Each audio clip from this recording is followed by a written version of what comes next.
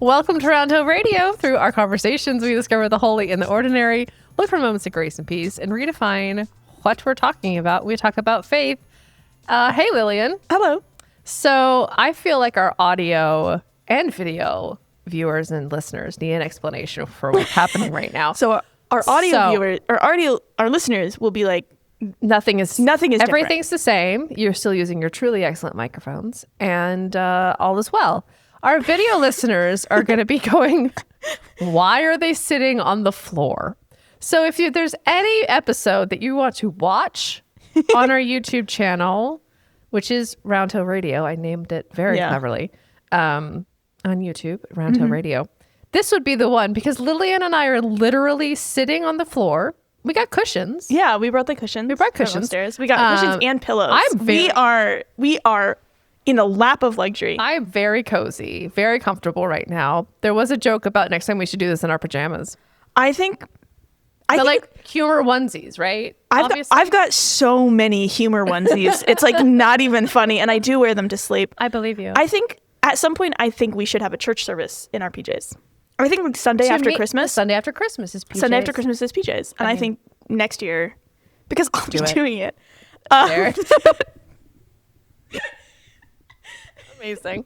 So the why that you're all sitting here going, they're even more unhinged than normal, because some of us sitting on the floor is just, I feel there's sleepover vibes already happening. We're very happy.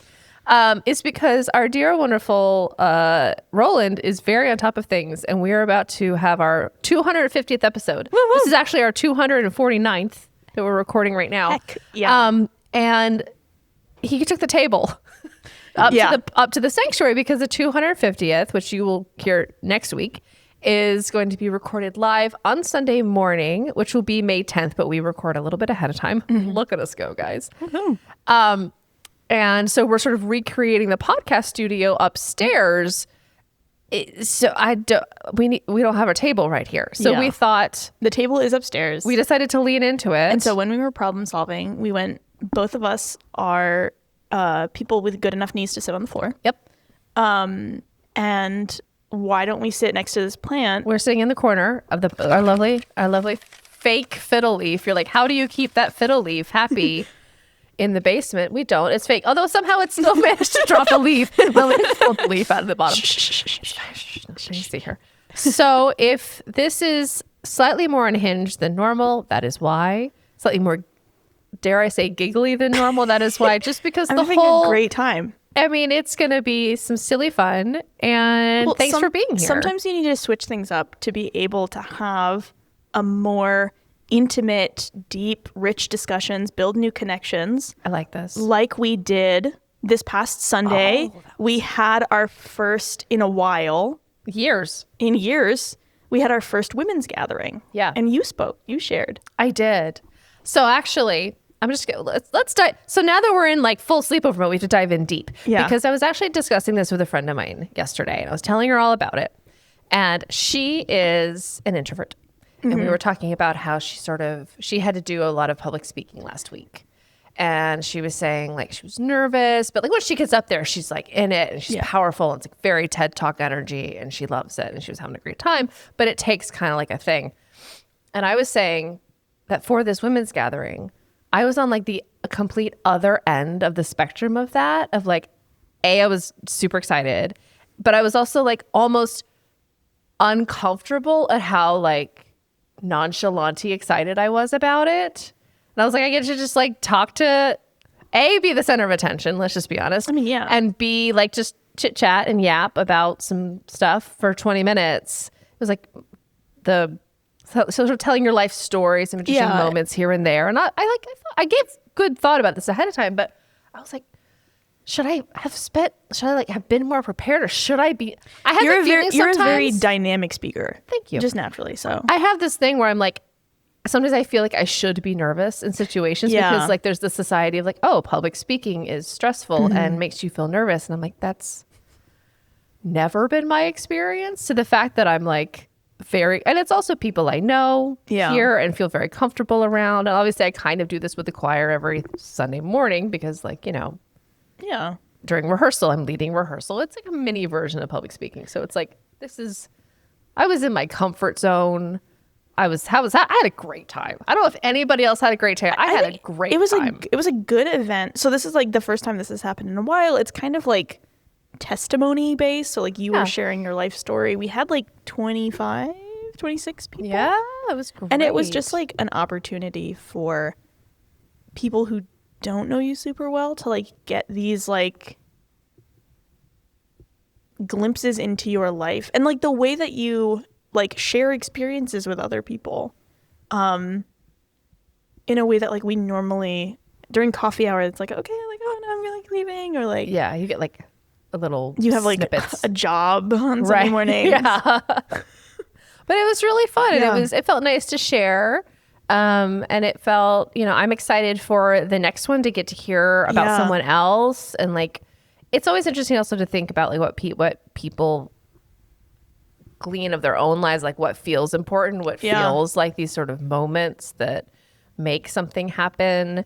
I'm really excited. I think it's going to be really fun, but it was, it's interesting to sort of be in, sort of a women's space together, because we haven't really done a lot of that since I've been here. They sort of happened organically. Like there was a book club that happened for a little bit, and things happen just sort of as like friends get together and they happen to be women, especially in church spaces that are often skew more women than men. For sure. Yeah.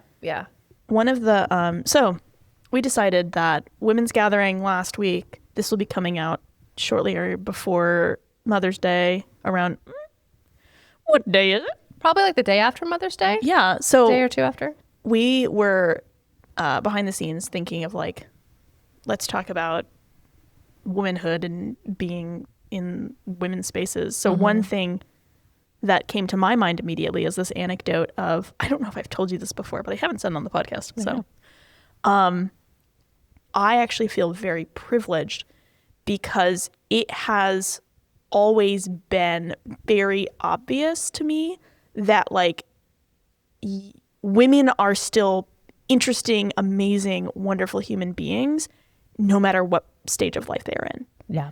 And one of the reasons that this came to my mind, and one of the reasons I'm like talking about it here, is because a couple weeks ago I was at a run club because I'm like, I'm gonna get engaged in my community and also get some exercise in. Woohoo. And I'm like, okay, I'll talk to these strangers who I do not know. And so I'm doing like the awkward thing where we just finished a run. We're like, and I look up at a random person and we're like all talking about books. Okay.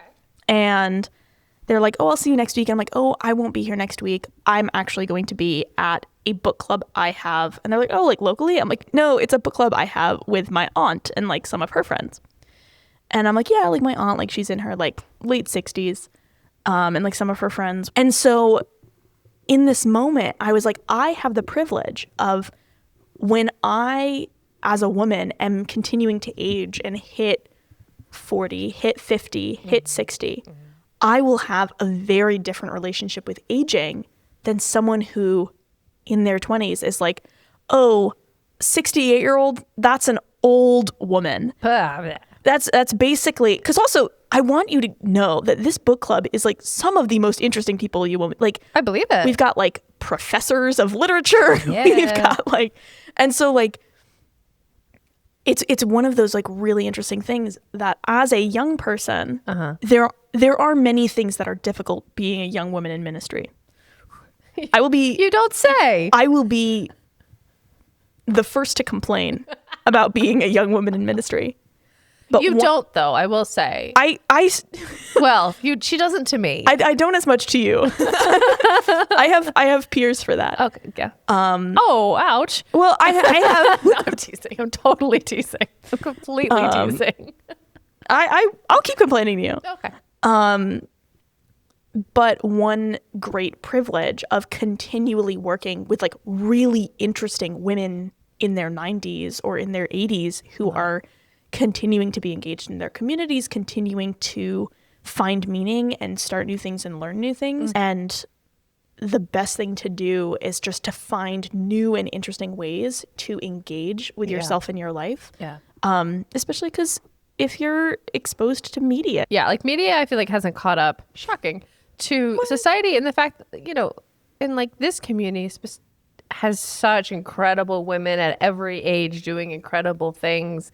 And it's like, I think that's also the thing with the women's gathering too, is like, there's some women I want to hear from because I'm like, I bet I know that they're you've so interesting. got some stories that I am here. Could I just sit at your feet? Because I mean, people have like done these little more. glimpses. Yeah.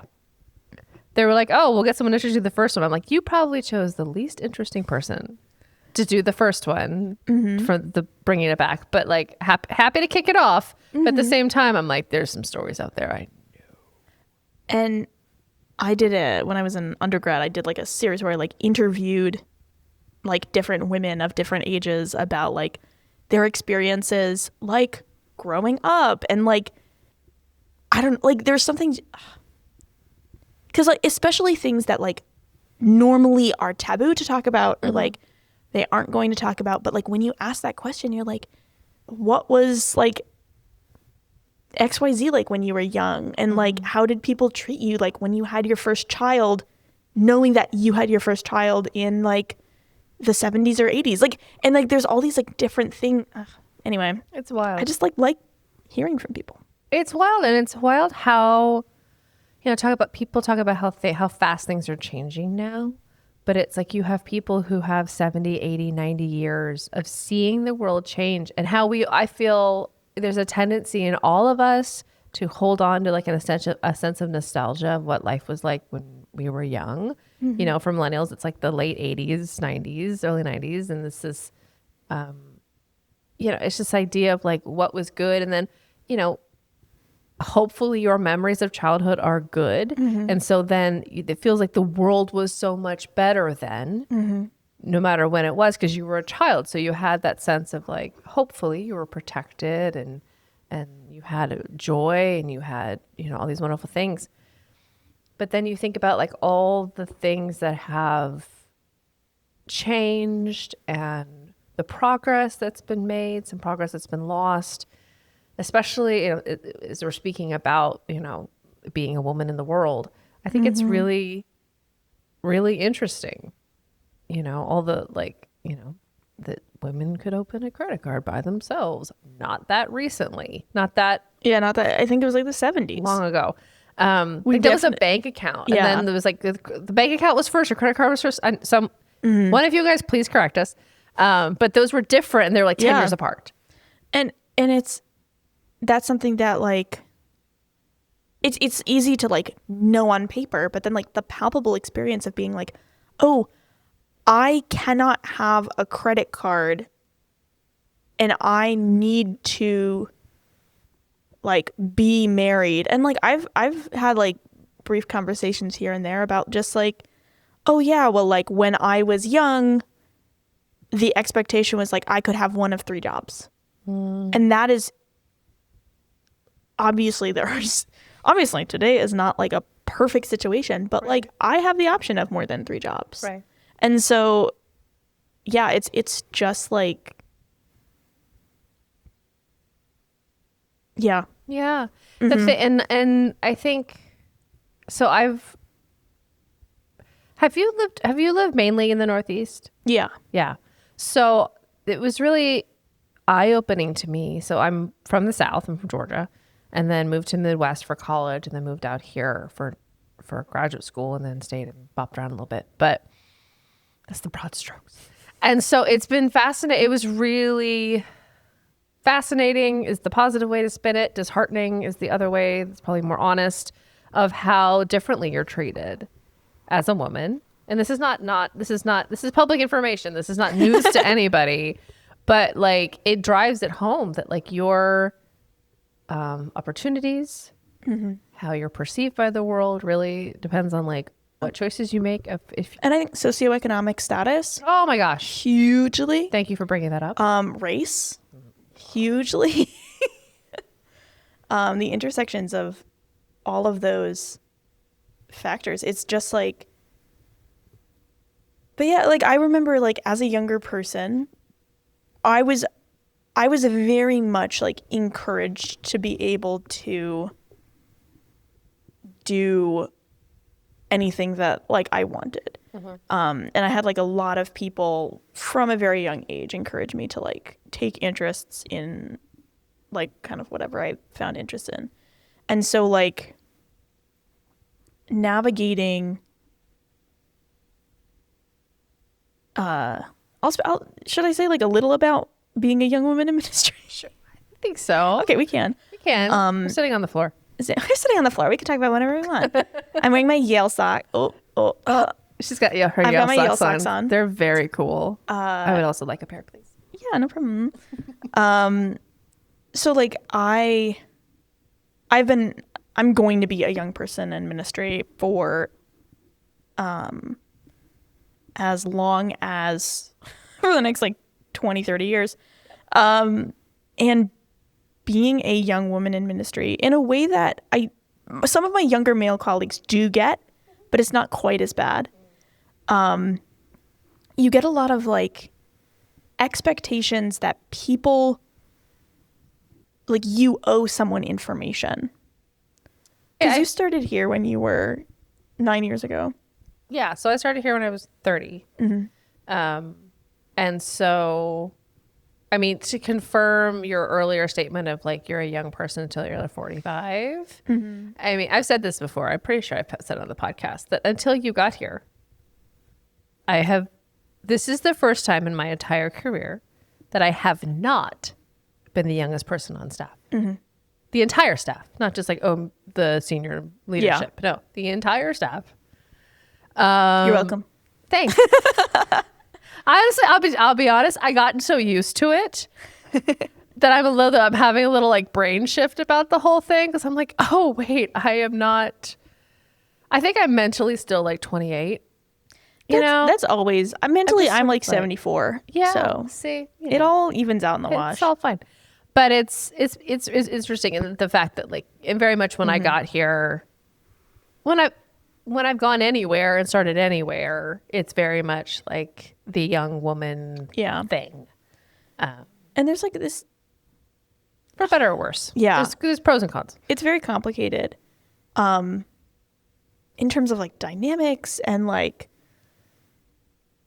this desire to simultaneously like be able to be myself authentically, but also be taken seriously as a professional. Yeah. Being a young woman in it is fascinating. I will say I am forever grateful to my my college mentor. Her name was Catherine Harsha, and she was the director of music. So at this one church I worked at in Cleveland Heights, they split the job. And so I was the organist and she was the director of music. So she like led the choir most of the time. And she's also a very, very fine pianist. So she would play most of the piano. And I played the organ and accompanied the choir and played all the hymns and all that stuff. And it was sort of being like my first bigger church job. She was also like deeply thoughtful in how she like would let me in on stuff, and it would be very collaborative, and it would be very like, well, let's talk through how to plan and like what I'm thinking about when I'm planning, and here's how I'm thinking about like not just what fits for this Sunday, but what fits for the effort level and rehearsal time and who's going to be here on that Sunday and how the flow of the season and et cetera, et cetera, et cetera, et cetera. And so, but we also did talk a lot about being a woman in ministry because she's, I think something like she's like 10 or 13 years older than me. And so she was still considered young in ministry.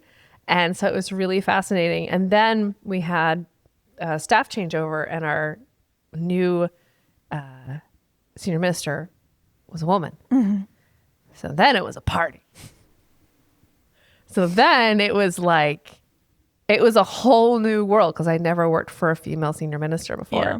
And I was like, oh, interesting. It was fascinating and really cool and really amazing to see someone embody confidence and power and still gentleness and like how she inhabits that space was fascinating. So it was very, very cool.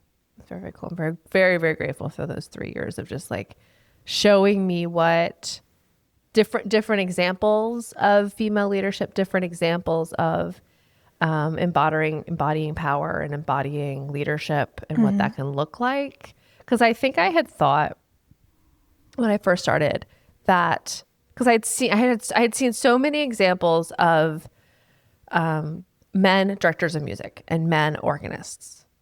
Like I was, until I was the only girl in my program for a number of years, my college program. So like I was like the only girl organist I knew. I knew a few like around, but like no, it's a really it's much better now, thank goodness. But so I didn't really know. I was like, oh, so that's how you do it.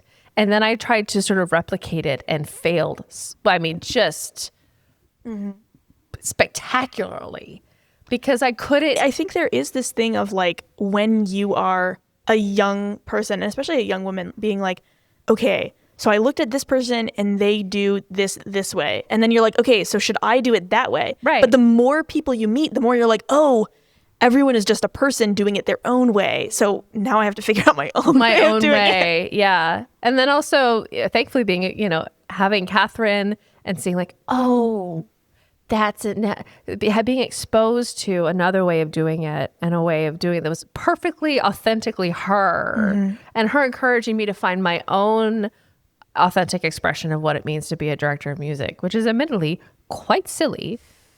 But I think, to me, I get the best out of a choir if they're smiling. Yeah. I get the best out of a choir if their bodies are relaxed, because their bodies are their instruments. So can you sing with a really tight instrument, or can you sing with an instrument that's kind of giggly and loose and you can breathe really deeply because you're having a good time, or if you're super stressed out? So that's how I found it worked for me. But I think to your point of like figuring out what an authentic expression of leadership is in yourself is like, and the idea that like, that's life's work right there. The idea that like, actually, like, I am a professional and I'm silly. Both things can be true. Because to me, there is this thing of like, how much do I have to like mask my youth to be taken seriously as a professional? Right. And like, there's this weird balance where you're like, okay, so like, should I not use this inoffensive slang word because then I'll sound like a young person and people think that young people aren't professional? Or like, and it's, you're fine. and so like, yeah, but like acting a little silly, because if an older person, for instance, like if Ed acts a little silly, that's like a fun, goofy thing. Sure. If I look a little silly, people will be like, oh, is she 8 years old? I mean, I will say but I do act a little silly. I find your whimsy to be one of your greatest assets. I could be so much more whimsical. I know. So much more. I know. But when you let it, but I see you sometimes let it out, and I'm like, keep going. Because I know you enough to know now that when you are 90, that whimsy will also be present. And frankly, you'll God willing. Probably even more, because you'll care way less about what people think of you. I am so ready for my first gray hairs. And I say this because there is this, I've spoken to other women in ministry, and they're like, yeah, like you get taken more seriously as soon as other people are like, oh, now they're an adult. Yeah. I don't know. It's a balance. I think there's also, and now I'm going to sound old a little bit, but there is also a sense of like you get, and I thought I knew everything when I was 15. I recognize I don't know everything. And you're so much more ahead of where I was, but I also like look back and I'm like, oh. Yeah. But like, that doesn't mean that you're not enough when you're in your 20s, and that you absolutely have, I mean, I don't know. I'm delighted you're here. I think you're doing amazing. Thank you. I think you're crushing it. And I love I wouldn't be sitting on the floor in the corner of my podcast studio talking about important things. I think we need to make this like a Patreon. So for people who don't know what Patreon is, we are referencing the fact that Patreon is like this website where people like can pay a membership to get like more exclusive content. Yeah, it's for like content creators. It's for like podcasts. For podcasts and content creators, they'll like, if because YouTube, you don't get paid to put you put up stuff on YouTube for free. And so if you want to have like your people that follow you support you, they can subscribe to your Patreon. You might get have more seen exclusive. So It's we like were behind the scenes referencing content. We talked for about 10 minutes before this podcast started, and one of the things we were referencing is we were like, what if we just talk like this all day? So we'll just sit here and we'll just live stream, and you guys can join us and talk we'll chat. We'll sit on the floor. Very cozy. I hope this is the beginning of a deep and rich conversation about being a femme person in church spaces, and we would love to hear what you have to say. You can agree with us, you could disagree with us. Yes. All commentary is welcome so long as it's respectful. That is true. And we're so glad that you joined us here for our Cozy Corner chat here on Round Hill Radio. Let us know if you like the Cozy Corner. Or if you're like, guys, that was fun once, please never do it again. And that's okay too. We will lovingly receive lovingly given feedback. But thank you for joining us. Round Hill Radio is brought to you by the friends and members of Round Hill Community Church. For more information, please visit roundhillradio.org.